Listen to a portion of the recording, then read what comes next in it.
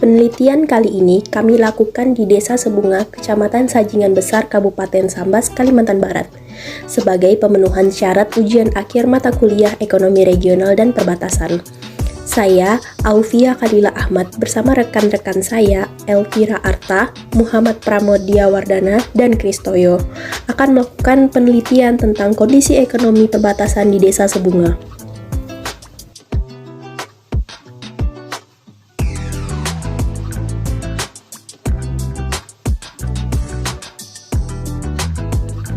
Desa Sebunga memiliki luas wilayah seluas 352 km persegi, terletak berdampingan dengan dibangunnya PLBN Aruk. Jarak yang ditempuh dalam perjalanan ini mulai dari Pontianak ke Aruk selama 7 jam. Kami memilih penginapan Reski sebagai tempat singgah untuk 2 malam. Akses menuju Aruk sudah sangat baik karena kondisi jalan yang sudah diaspal sepenuhnya. Begitu juga menuju kantor Desa Sebunganya sendiri. Desa Sebunga memiliki jumlah penduduk sebanyak 3.300 jiwa dan 770 kakak. Kepala desa saat ini adalah Bapak Bernardus SH. Desa Sebunga memiliki 3 dusun, yaitu Dusun Aping, Dusun Aruk, dan Dusun Beruang. Kami berkesempatan mewawancarai Sekretaris Desa Sebunga, Bapak Willy Nixon, untuk meminta informasi seputar perekonomian, kondisi sebelum dan sesudah berdirinya PLBN Aruk, dan kehidupan keseharian masyarakat di Desa Sebunga. Border PLBN Aruk ada sejak tahun 2009 dan diresmikan Bapak Presiden Jokowi tahun 2017 sebagai border batas antara Indonesia dan Malaysia, terletak di Desa Sebunga. Sehingga secara kondisi perekonomian, Desa Sebunga paling maju di antara desa lainnya di perbatasan Aruk.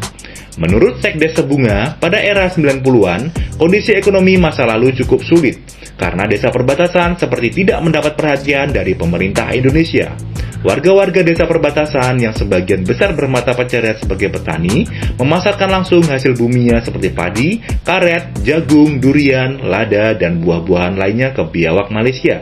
Dikarenakan lebih mudah dijangkau dibandingkan dengan kota terdekat di Indonesia, yaitu Sambas, yang memerlukan waktu lebih lama karena infrastruktur yang belum memadai. Selain itu juga, terdapat pasar tradisional yang memasarkan barang-barang Malaysia di perbatasan. Ironisnya, waktu itu warga perbatasan lebih mengenal ringgit Malaysia dibandingkan dengan rupiah kita sendiri. Untuk fasilitas pendidikan kesehatan pun masih minim dan sulit. Bahkan ibu yang akan melahirkan pun harus dibawa ke biawak Malaysia untuk mendapat fasilitas kesehatan yang layak, sehingga dapat disimpulkan kondisi desa perbatasan sangat terisolir waktu itu. Namun, sejak berdirinya PLBN Aruk, banyak hal positif dan signifikan dalam peningkatan kondisi Desa Sebunga. Di antaranya, terbukanya lapangan pekerjaan bagi warga Sebunga, seperti menjadi satpam, cleaning service, OB, dan tenaga perbantuan lain di PLBN Aruk, khususnya bagi kalangan ekonomi ke bawah, sehingga perekonomian warga desa semakin meningkat. Peningkatan minat investasi bertambah seiring dengan semakin baiknya sarana dan infrastruktur di Desa Sebunga, seperti jalan desa yang sebagian besar sudah dicor beton sehingga memperlancar aksesibilitas, dan hanya sebagian kecil jalan saja di daerah Trans Beruang yang masih belum baik. Selain itu, infrastruktur seperti listrik, air bersih, sanitasi, serta jaringan komunikasi juga semakin baik di desa perbatasan ini, kecuali di daerah transmigrasi.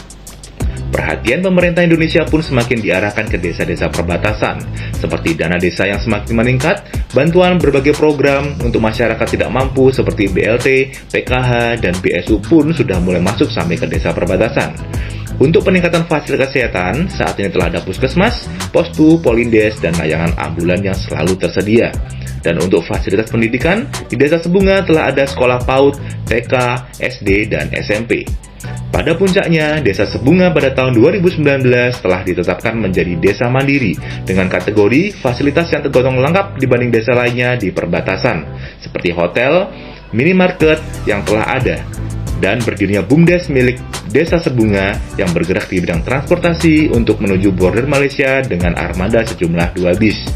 Banyak hal-hal positif dengan berdirinya border di PLBN Aruk. Namun, tidak terlepas pula dari hal-hal yang berdampak negatif, seperti tingkat kejahatan yang meningkat, tingkat peredaran narkoba yang meningkat, hingga keluhan warga setempat dalam lintas batas secara bebas.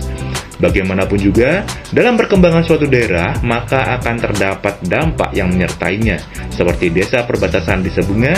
Secara umum, terdapat peningkatan aktivitas perekonomian dan taraf hidup masyarakat saat berdirinya border lintas batas negara ini. Kami juga mendapatkan kesempatan mewawancarai seorang petani yang tinggal di Desa Sebunga. Beliau sudah lama menjadi petani, bahkan sebelum PLBN dibangun. Awalnya kegiatan ekonomi mereka dapat tercukupi sebelum adanya PLBN. Namun setelah berdirinya PLBN, harapan dapat merasakan dampak ekonomi yang lebih baik ternyata justru menjadi penghambat dalam menjual hasil pertanian mereka. Adanya persyaratan yang ketat, kurangnya sosialisasi terhadap teknologi belum dapat dirasakan petani kecil tersebut. Belum tersedianya lembaga juga yang mampu menghimpun hasil tani agar dapat diekspor ke Malaysia. Alhasil, para petani kecil di sini menjual hasil pasarnya ke pasar-pasar di Indonesia. Kegiatan ekonomi petani ini tidak bergerak sama sekali pada saat COVID-19. Menurut petani kecil ini, mereka mencukupi kebutuhan mereka dengan berhutang. Listrik juga belum tersedia di sini. Beliau menggunakan listrik dari tetangga sebelah.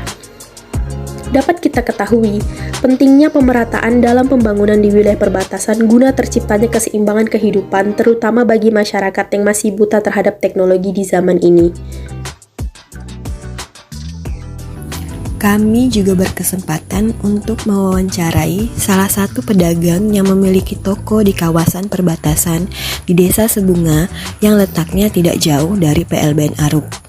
Beliau mengatakan dengan adanya border, para pedagang menjadi lebih terkontrol. Karena sebelum adanya border, keamanan para pedagang tidak terjamin meskipun mereka lebih bebas dan lebih banyak mendapat keuntungan.